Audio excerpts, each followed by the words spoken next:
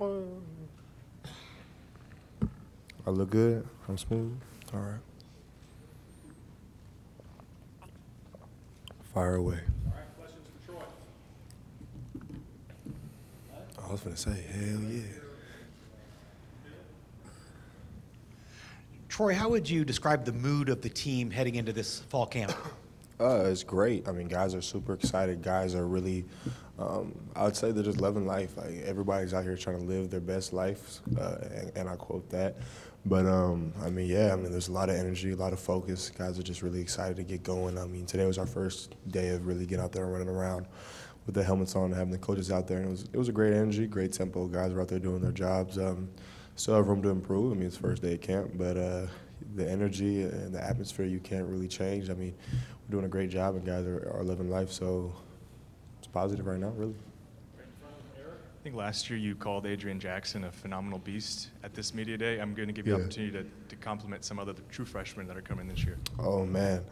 We'll be here for 20, 30 minutes on that. But I'm going to say this whole class, top to bottom, Coach Cristobal's done a fantastic job, whether you're looking at Kayvon Thibodeau, Michael Wright, JR out there, receiver, Lance out there, receiver, Jonah playing O-line. All three of those or four of those young D linemen that came in, all phenomenal. I mean, just upper body strength out the room. Like, everybody in here is just phenomenally strong. All these freshmen are just ridiculous. I don't even know where they find these kids anymore. It's like, what are they eating?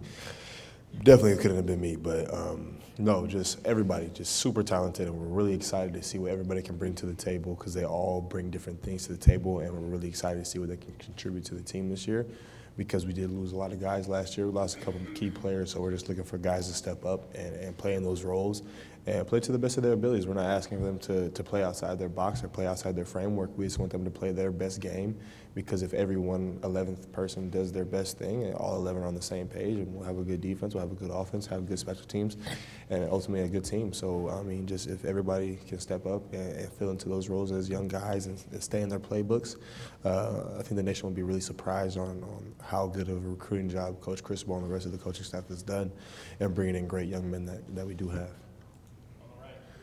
Hey, Troy, so 4 years ago, coming as a freshman, how can you compare the team, not just you, but the team from 4 years ago, and has it improved a lot or changed quite a bit? I mean, you ain't gotta look at the team. You could just look at just all different aspects from my freshman year to now, the different coaching staff, different nutrition, just different things all across the board. But I think if you look at the team aspect, yeah, I mean, it definitely has changed. It's a total flip. Guys are really enjoying to be here. Guys are glad, and they help each other out. I mean, there's a lot more team camaraderie. It's a tighter unit. Guys can trust on each other a lot more and depend on each other, not just on the field, but off the field. Like, if you have a problem with the class, you can talk to one of the teammates because guys have taken those classes. You got a problem with your girl or something, you can talk to dudes and just talk it out. Like, guys are really open on this team this year, and I think it's going to go a long way playing on the field because if you can trust somebody off the field, you can trust them on the field as well.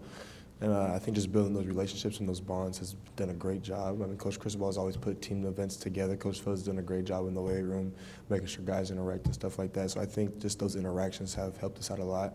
And I think guys are more comfortable with each other and more positive around each other, and there's no negative Nancy's out there.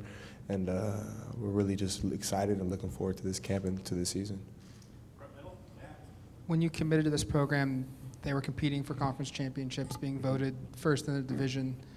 First 3 years that hasn't happened. Now it has. How much is the senior season going to be about getting Oregon back to where they were when you showed up? Yeah, I think it's a big thing, not just for us seniors, but for the entire program. Like you said, like when most of us seen Oregon in the prime, it was the Marcus Mariotas, the Dennis Dixons, all those dudes, high-flying offenses, good defenses, playing the Rose Bowl, playing the Fiesta Bowl, playing the National Championship, playing those big-time games, winning the Pac-12 title, stuff like that you grow up as a kid and dream of. I think we're trying to reestablish that here because, I mean, we have the talent, we have the coaching, we have the facilities.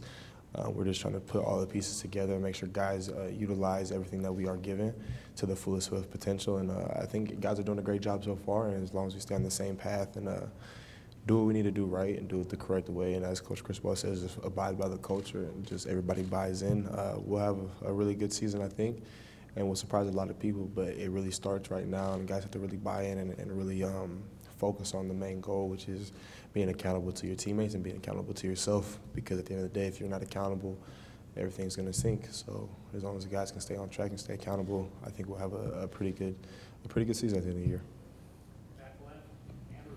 You mentioned back in L.A. over here. Oh, yeah, my bad, Andrew, my fault. Yeah, you're good. You mentioned back in L.A. about how you and Coach Avalos came from the same area, and that helps kind of talk about home. And when you go from a coordinator that you were pretty close with in Coach Levitt, and then you have to create in your final year another relationship with a completely different coordinator, how much does that shared connection just help establish a rapport between the two of you guys? Yeah, I mean, I think it helps a lot because you break down a lot of barriers. You don't have to go through that murky phase where it's like, okay, where's this guy from? Like, how does he feel? Like, what's really going on? And I mean, me and Coach Avalos always joke around because he always wears that baseball cap and like a windbreaker type of little cutoff thing. And I always call him the AAU baseball coach because he really looks like an AAU baseball coach from the Inland Empire. If you go look up those pictures of those coaches, I swear to you, he looks exactly the same. And it's just fun to have jokes and just be able to crack back and just talk about past players from our area and just things of that nature. And it's just super cool to be able to relate to a person like that on a personal level, because at the end of the day, it really is bigger than football. And I think that he cares about all of the players on the defense as human beings and as men. And I think that was a big thing for him coming in and establishing that. But yeah, I mean, it's always cool to meet new people and build new relationships. And I always look at building relationships with coaches as more than football, because I'm only going to be here for such a short amount of time. So I think just building those relationships that last a lifetime is big for me. And I think that me and Coach Avalos are doing that the correct way. And I mean, every day we go out there and laugh, but when it's time to work, we really work. And there's always room for play and there's always room for work. And we know how to work around those two things. Troy, along those same lines, Mario was saying he really only has 19 days to figure out the team before Auburn prep begins. Do you feel like that's enough time to master Andy's defense, or will that be a work in progress for the guys all year? I mean, the 19 days is what you guys see. That's what you guys think. That's the only time we're involved in this playbook and we're involved in doing things. But since, what was the spring game? I don't even know that date. What was it, April something or whatever? Since that date, I mean, all of the guys on defense, we've been together Tuesday, Thursday, working the defense. So that's 2 to 3 months for twice a week of guys hammering it in every week. So, I mean, these 19 days is just for us to polish up on what we did and have coach guidance, because we have been in the playbooks, we have been running these defenses, we have been doing the right things, because a lot of us older guys do know how to transition from one defense to another, going on our third defense. Some guys who are fifth years, their fourth defense. So, I mean, we have a lot of experience on transitioning defenses, and I think we've done a great job this offseason in doing so. So I think these next 19 days are going to be big for us on polishing things up and just learning those little things that coaches add in here and there. But I think guys are on the right path. I think guys are doing the right things and studying their playbooks at night and taking the playbooks home with them. And any little open time we have in their playbooks, or talking with coaches, or talking with guys, talking to their peers. Because, I mean, at the end of the day, if I can't help out G-Mon, if I can't help MJ, that doesn't affect me. It's just because I can be on the field and they can't be on that. That hurts the whole program, because I'm gone next year no matter whether I like it or not, and someone has to step up and take that role. So if I'm not helping those guys, it's going to just set everybody back another year. So I think the seniors on this team understand that. We put forward a lot of coaching because we've seen a lot of different things. And I think these next 19 days will be big for us as a team, just coming together as a unit and just continue to grow as the Oregon football team. And we're really looking forward to it, and it's going to be a competitive camp, and it should be pretty physical. Pac-12 Media Day, 9 a.m. start times for kickoffs were discussed. As a player, what's your thoughts at 9 a.m.? And I guess when would your morning start if that was the plan? If we played at 9 a.m., it would really be a crazy, crazy mess, to be honest. Because you got to think, you got to have your pregame meal at least 3 to 4 hours before your game. So if the pregame meal is 3 to 4 hours before the game, that's a 5 a.m., 6 a.m. pregame meal. Like, Jesus Christ. So what time do I have to wake up? 4 o'clock. So what time do I go to bed the day before that? 6:37. All right, then I just missed everything the day before because we're West Coast, so everything's already behind. But, I mean, I don't think it'll happen. 9 o'clock is just way too early. I think they should just play 11, just play more 11 o'clock, 12 o'clock games. 9 o'clock is just absurd, but hey, if it makes money, it makes money, man. Hey, Troy, as a senior, I'm sure your closet's not light in Oregon PEs and things of that nature, shoes and gear. Do you have a favorite pair of shoes you've gotten? I'd have to say my favorite pair, would have to be the Oregon 3s that we just wore in the Pac-12 Media Day. Cause I'm a big 3 guy, so I'm not even a huge Jordan guy. You see I'm up here wearing Vans.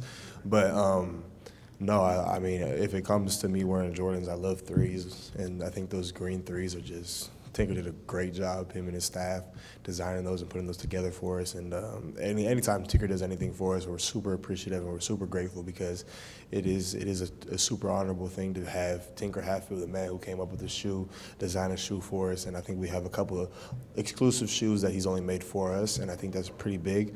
But if I had to choose a certain pair, it'd probably be those 3s. Shout out to you, Tink. Thanks a lot, man. Anybody? Yeah. You guys have a great one. See you guys later. Stay blessed.